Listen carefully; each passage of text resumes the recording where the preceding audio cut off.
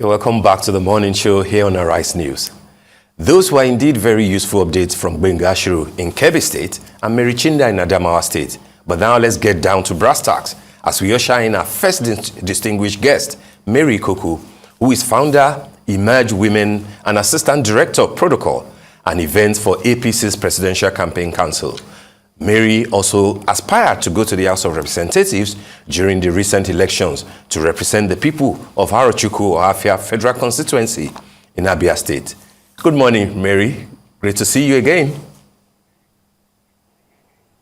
Good morning, Steve. Good morning. Good morning and happy Sunday to you. All right, let's look at the issue. All right, thank you. Let's look at the issues. The elections are being concluded they were concluded yesterday. An announcement of the supplementary election winners will be today, which will essentially round off this season of general elections. But then if you look at what has been happening since the conclusion of the major presidential and the governorship election, it looks like Nigeria is still at the campaign mode. The parties are still at daggers drawn. And it doesn't look like the kind of national reconciliation that many people will have wanted will be here anytime soon, even though May 29th will be the swearing in of the president-elect. What are your thoughts as to how the polity is being heated up, and what will be your candid suggestions to all the parties? I know that you are of the APC, but then it looks like APC and Labour Party in particular are still behaving as if the election is never over. Thank you. You're welcome. Well, it's after an election, Steve, after an election, what is going on now is often expected, but not to the level, to the extent that we are dealing with it. In any contest, there will be a winner and there will be a loser.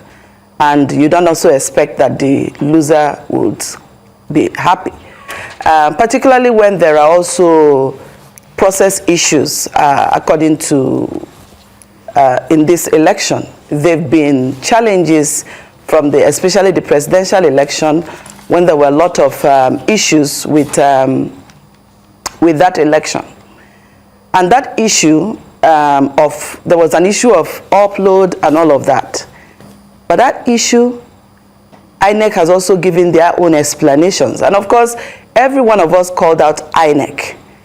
APC, Labour Party, PDP, NNPP, everybody called out INEC. Everybody acceded to their incompetence and all of that. And what has happened could affect anybody. Maybe if APC would have won by 11 million votes, they would win by less. Or if PDP, it doesn't really matter, it could affect anyone. Now, beyond that, moving forward, elections have been collated and announced and winner declared. Next steps, those who are not happy with the outcome.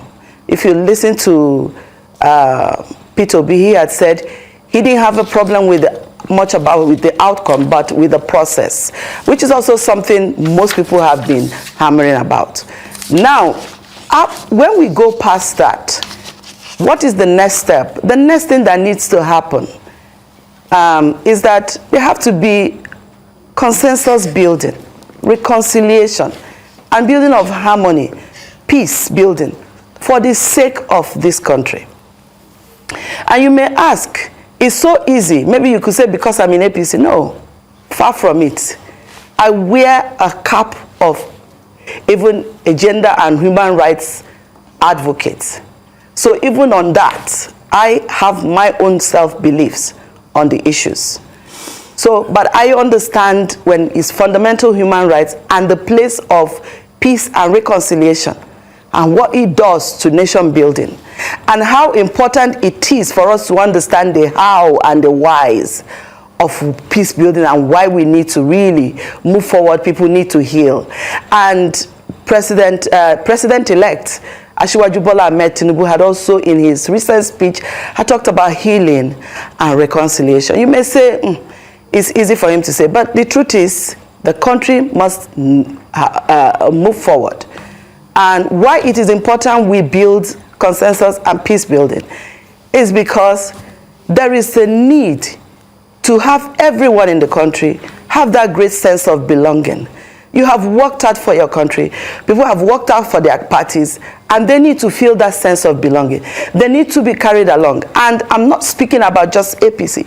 I'm looking to see where the president-elect will also reach out. He had said in his acceptance speech that whether you are articulated, whether you are obedient, or whether you are APC, that he will be a president for all. Whether you voted for him or not, he will be your president. And of course, he is president-elect of Nigeria and not president-elect of All Progressives Congress.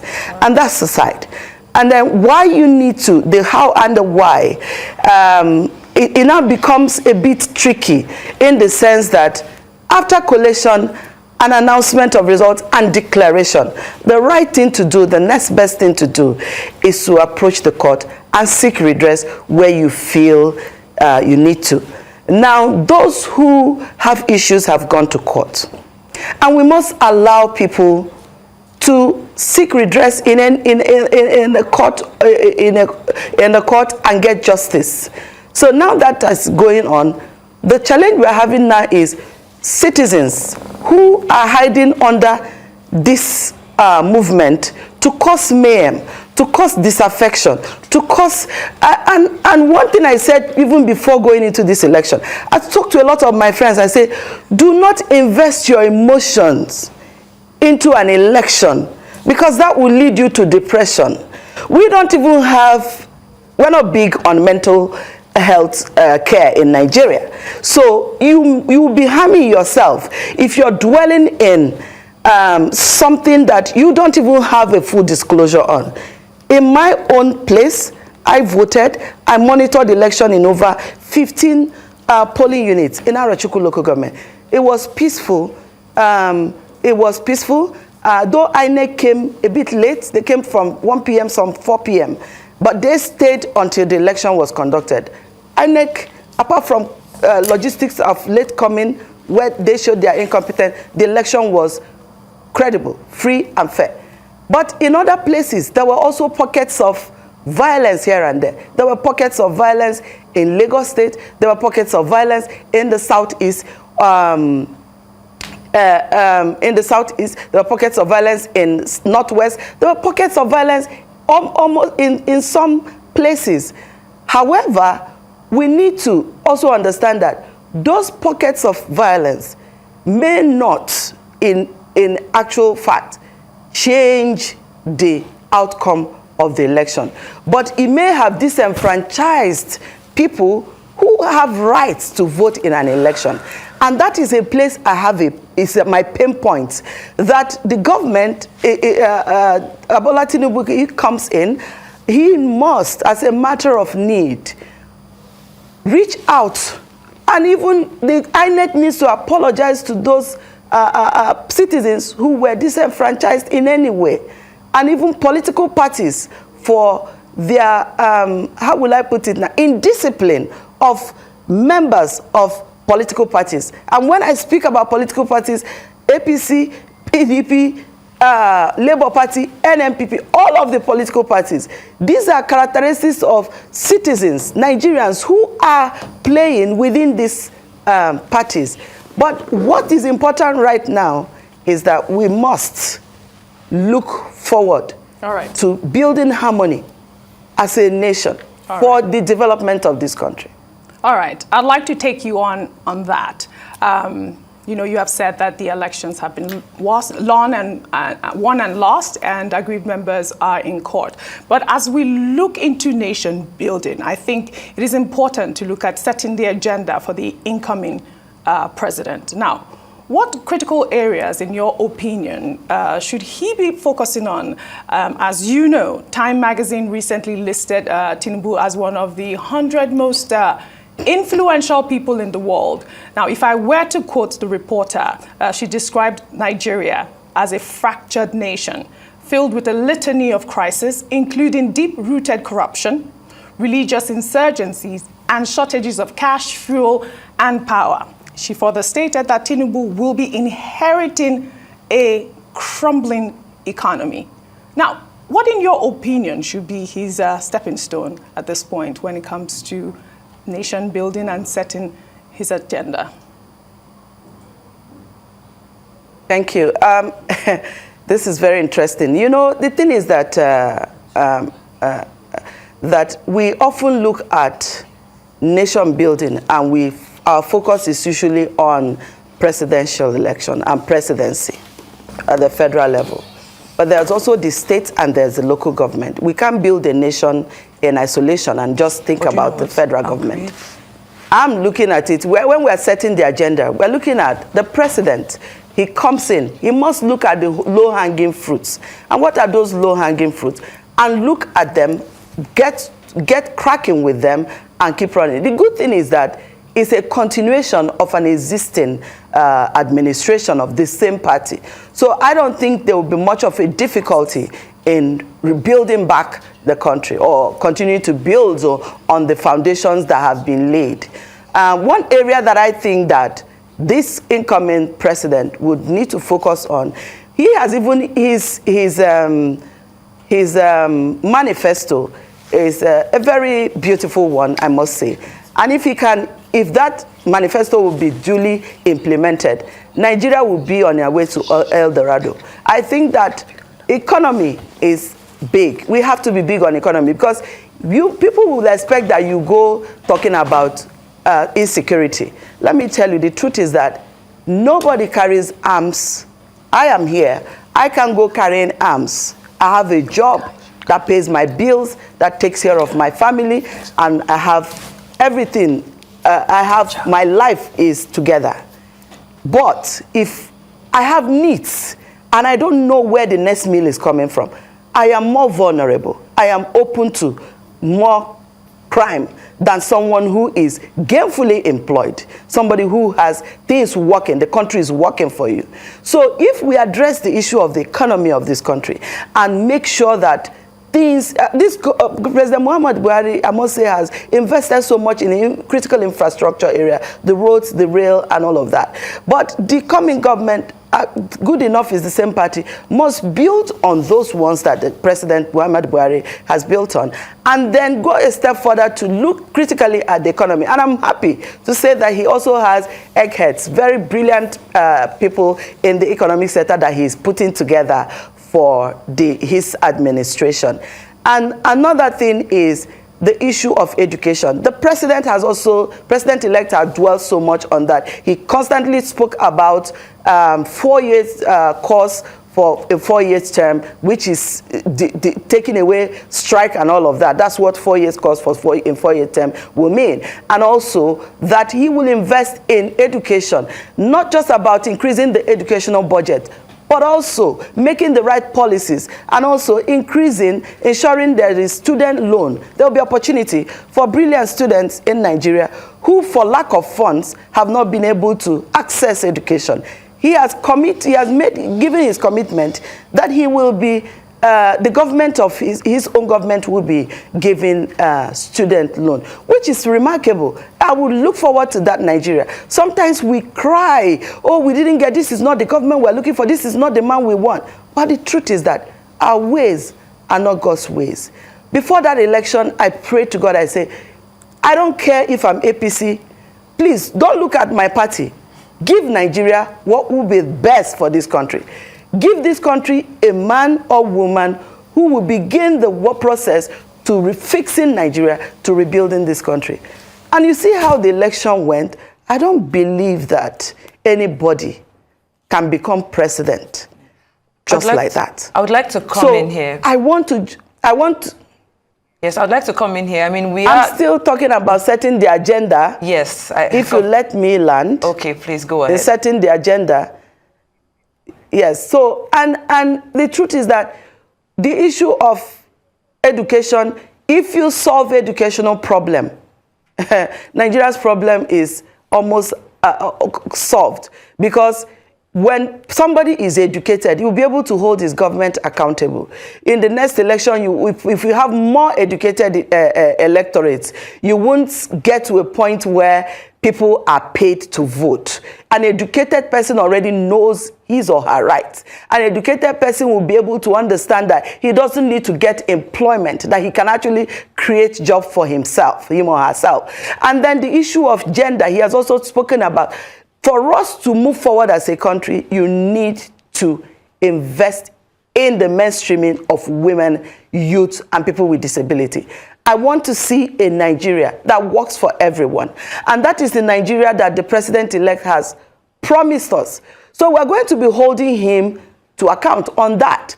To say, you have promised, they asked him in one of the town hall meetings whether he will be given 35%, considering to 35% affirmative action. And in his reply, he said, why are you even asking for 35%? Why are you not asking for 50%? But for him, that he is not a person like that, his way is to spot talent. He will get the best of Nigerians to work for Nigeria. And we will be looking forward to that, to see that the best of Nigerians who will work for Nigerians also have a balance, a mix of men, women, young and old, and middle age, and also people that are differently abled. We want to see a Nigeria that works for all. And we want to see that at the end of the day, tell me the truth is that the insecurity. I listened to Asiwaju Bola Ahmed Tinubu on the day of the primaries when he became the flag bearer of APC. The way he spoke about the issue of insecurity, he went so deep and directly to say, any blood you spill in this country, you will not go free. And I listen to people and how they say the things they say, and I hold people accountable. We look to see how that will pan out. And the issue of subsidy is another thing. The Naira problem, the issue we're having with our Naira not matching up with dollar and all of that, I think mostly stemmed from the oil, the crash of oil price in the international market. A country that is almost 70% dependent on oil. And when your oil price crashes in the international market, you're not going to, it becomes difficult. So your Naira is chasing dollar, your Naira crashes eventually. I'm not an economist, but this is my beer parlor economy. Okay, thank you so much for that. And I understand, how important setting the agenda is. Well, the president cannot begin to perform his duties until he's until he's inaugurated on the 29th of May. What is currently fueling, the policy right now is the election petitions that have been going on for weeks. Now, we know, it's popularly said that after justice is done, when it is seen to be done, justice in secret is no justice. Now, to restore confidence in the judiciary, the president of the Nigerian Bar Association has called for a live broadcast of the proceedings of the 2023 Presidential Election Petition Tribunal in interest of openness, justice, transparency, and, the fact that Nigerians can begin to trust in the judicial system again. Do you think that this is the way to go? And also, even the fact that there has been a push for these election tribunals to be done with before anybody is sworn in. We know it is unconstitutional to have an interim government. So to make sure that all of these petitions are done before, and also a live broadcast of the petitions, do you think that these are solutions to these current problems? When you say the petitions and all should be concluded before inauguration, I tend to disagree with that. Maybe you want to remember that in the past, election tribunal could last till even somebody had a third year of a tenure of an election. It didn't have any timeline. And we've actually made great progress in that regard, where they're saying it has to be 180 days from the time you file. And then another, I think the 180 days, right? So for me, we have made great progress in that regard. And expecting that you must conclude it within 5 days or 10 days or before inauguration, and you're talking about 2 months. What exactly are we talking about? Presidential election, even for a governorship election. How do you want to conclude it I went to court after my primaries, and I know how long it took. And he says all primary pre-election matters must be concluded before the election, right? But I knew how long it took me. It took in that whole court. It didn't even end till even 2 days to the election. Even as I speak to you, I have no judgment. So the judge had set aside a date for judgment, said we will communicate to our lawyers. And that never came. So sometimes it is easy for us to say some of these things and have expectations. But I must say, you and I know that we have made good progress by setting up a timeline for election tribunal to end. It was not there before in the past. In fact, in the last 2 elections, before 2015 election, before we started this process of improving our electoral system, starting from the time of Professor Jega, it was, P2B was in court in Anambra till the other governor, when was he removed? So sometimes we need to appreciate the little gains that we've made as a nation. And why I say this is because this is the only country we have. And the conversations we have around the world is now global. You can tweet in your kitchen and the whole world sees you. Look, I have only Nigerian passport. If you guys decide that we will continue to rubbish this country every day to this Committee of Nations, this is the kind of Nigeria we want to see. I'm a Nigerian. I'm a decent citizen. I have never stolen in my life. But the story out there is that we are all corrupt. So we need to strategically manage our problems. All right. There are corruptions, of course. There are corrupt people in leadership, absolutely. All right, Mary. But are we all corrupt? No. So for the benefit of those who are not corrupt, let's strategically manage our problems and continue to hand on the leadership to do things by right for this country. Because we need to have a good country. All right, Mary. All right, as we begin to wrap up this conversation really quickly, you are from Abia State, and you've said that you're an APC member. In the past, you supported your state Governor-elect Alex Oti while he was with APGA before joining the Labour Party. Now, what do you make of his emergence, really quickly? And his victory was celebrated across your state. What is your relationship with him now? And you recently received threats from Obedience after an interview you granted last week, in which you stated that during the just concluded election in your state, some agents of the Labour Party had threatened those not voting for the Labour Party to desist from participating in the exercise. They threatened voters with machetes, I believe. Can you shed some light on that really quickly? And if you have any evidence to that? Okay, so first is my relationship with the governor-elect of Abia State. Nothing has happened to the relationship with the governor-elect of Abia State. He's my senior brother and my governor. And you may remember, this will be, if I may say, this is the first time I'm going to call somebody my governor, because in 2015 till date, we didn't have a governor. In fact, I had to adopt the governor of Akwa Ibom State as my governor. He was my adopted governor, because that's the governor that built a road to my local government. Right. That's the only access I have to good road is from Akwa Ibom State. But now I have a governor. On the election day, March 18th, Abians spoke loudly with their votes from every indication. People voted, and they voted for Alex Oti in that election.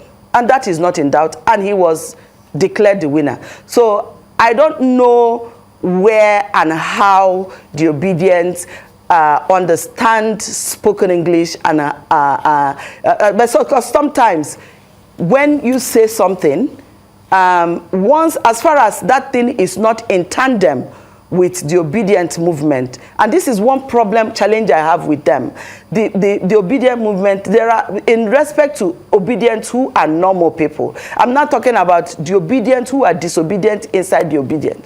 The disobedient are the people that have this issue. One actually sent me a threat voice note that the obedient had called him in faraway USA, that he should warn me, I should be watching my back when I'm moving, that I said this and I said that. And I'm like, this is the interview I granted to channels. Please watch it and then get back to me. He watched it and got back to me. He said, there's nothing in this interview that you made. But for Abia State, I think that we also need to set agenda for that same state, because well, that will be a conversation for another time, Mary. Thank you very much. Unfortunately, Mary, sorry, we have to cut you short here. Unfortunately, we have to cut you short here. Thank you very much for joining us on the morning show. You have really shed some light on agenda setting, and hopefully we get to have you talk more on your state soon. Thank you again, indeed. Thank you, Mary.